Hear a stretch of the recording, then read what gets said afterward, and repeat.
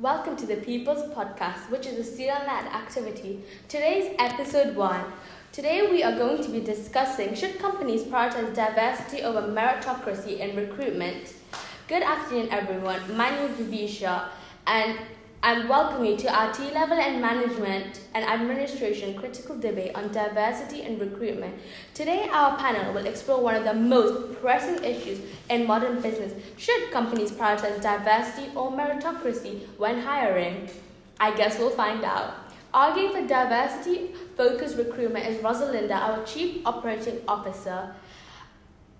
Arguing for merit-based recruitment is Niyam, our Chief Executive Officer, and providing a marketing and brand perspective on the issue is Ben, our Vice President Marketing. Let's begin with the opening statements. Rosalinda, you have the floor. Thank you, Bhavisha. I firmly believe that companies should prioritize diversity in recruitment, not just for ethical reasons, but for strategic advantage. A diverse workforce brings together different perspectives, cultural insights, and creative problem-solving approaches that homogeneous teams simply cannot match. Research consistently shows that diverse teams make better decisions, are more innovative, and are more adaptable to change. Some argue that diversity hiring undermines merit, but that's a misunderstanding. True merit isn't limited to qualifications on paper. It includes resilience, creativity, and the ability to collaborate across differences. Diversity initiatives help uncover hidden talent that traditional recruitment often overlooks due to unconscious bias or systemic barriers. For example, blind hiring practices and inclusive job descriptions have enabled companies like Google to increase diversity without sacrificing quality. Prioritizing diversity means we're not lowering standards, we're raising them. By ensuring opportunities are accessible to everyone who's capable, not just to those who fit a familiar mold. In the long run, diverse recruitment is essential for innovation, social responsibility, and a stronger, more dynamic workforce. Thank you. But while I appreciate the value of diversity, I believe meritocracy must remain the foundation of recruitment. Businesses thrive when they hire the most competent, skilled, and driven individuals, regardless of their background, gender, or ethnicity. When companies prioritize diversity targets over merit, they risk making decisions based on identity rather than ability. This can lead to resentment, division, and even lower performance. Recruitment should be about who is best for the job, not what group they represent. The goal should be equal opportunity, not equal outcomes. If we remove bias from recruitment through blind CVs, skills assessments, and fair evaluation systems, then merit and diversity will naturally align. Furthermore, the merit-based approach builds credibility. It ensures every employee knows they earn their place, fostering motivation and respect across the workforce. In short, diversity is important, but it should be a result of fair hiring, not the priority that overrides merit. Both of you raise strong points, and from a marketing and reputation standpoint, I can see both sides. In today's world, diversity is a brand asset. Customers, investors, and even job seekers expect organisations to reflect modern social values. A company seen as inclusive attracts not just diverse talent, but also consumer trust and loyalty. However, there's a fine line between the genuine inclusion and tokenism.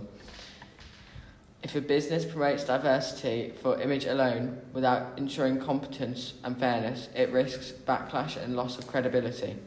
For example, when companies are accused of diversity washing, making symbolic hires for publicity, it damages both internal morale and external reputation. The best approach, in my view, is balance. Diversity should be a goal that complements meritocracy. Recruitment should be transparent, inclusive, and skill-focused, ensuring that every candidate, regardless of background, has a fair shot at success. In marketing terms, the most authentic message a company can send is one that reflects both fairness and representation. Niyam, while you say merit should come first, the truth is traditional definitions of merit often exclude people from underrepresented groups. Systemic barriers, like biased interview questions or limited access to elite education, mean that talent is overlooked. Diversity recruitment isn't about lowering the bar, it's about widening the gate so that merit can actually be recognised in all its forms. I understand your point, Rosalinda, but when you focus too heavily on diversity metrics, you risk replacing one bias with another. Instead of setting quotas or targets, companies should improve their recruitment processes to make them fairer. That way, we don't need to prioritize diversity. It will happen naturally if we remove discrimination.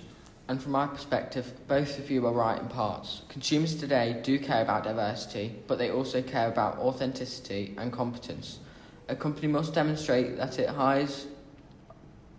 hires are both qualified and diverse, showing that inclusion and excellence can go hand in hand.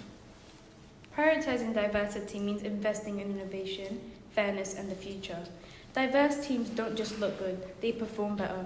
True progress comes when giving everyone, from every background, a fair chance to contribute their unique strengths.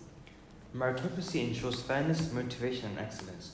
Diversity should be a natural outcome of fair hiring practices, not a replacement for them. The best way to honor equality is by judging everyone by what they can do, not who they are. Diversity and meritocracy are not opposites, they are partners. A company that embraces both builds stronger teams, greater trust, and a positive public image.